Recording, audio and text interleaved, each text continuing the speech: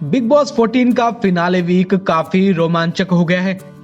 Big boss show को जीतने के लिए घर में मौजूद सदस्यों ने आगे बढ़ने में कोई कसर नहीं छोड़ रखी है। घर का माहौल काफी गर्म हो गया है। फाइनल तक जाने की होड़ में घर में लड़ाइयां काफी बढ़ गई हैं। घर में होने वाली लड़ाइयों में केवल बहस ही नहीं बल्कि हाथापाई तक देखने को मिल रहा है। अब घर में रूबीना और कविता आपस में भिड़ गई हैं। दोनों की ये लड़ाई काफी भयंकर हुई है। क्या है पूरा मामला, हम आपको बताते हैं। दरअसल कविता कौशिक रूबीना से कहती हैं कि घर से बाहर चलो, बताऊंगी तुमको।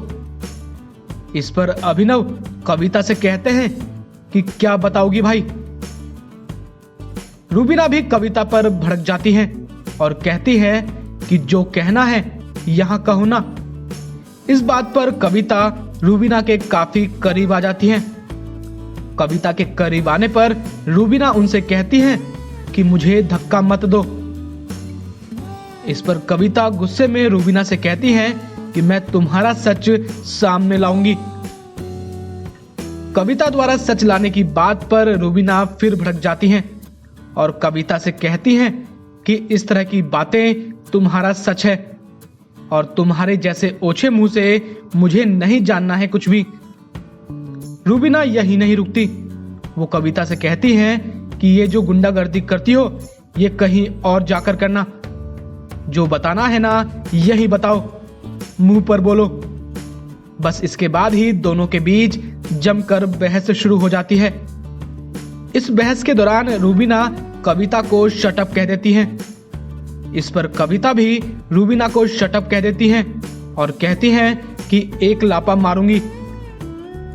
इतना कहते ही दोनों एक दूसरे पर तंज कसने लगते हैं। इस बहस के बीच कविता गुस्से में घर के मुख्य द्वार से बाहर चली जाती हैं।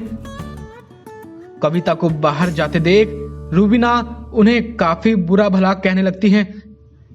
वो कहती हैं कि कविता कौशिक नॉनसेंस है और यही उसका असली रूप है।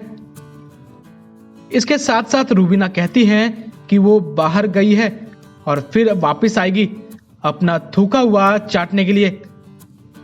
हम आपको बता दें कि बिग बॉस का फिनाले वीक चल रहा है।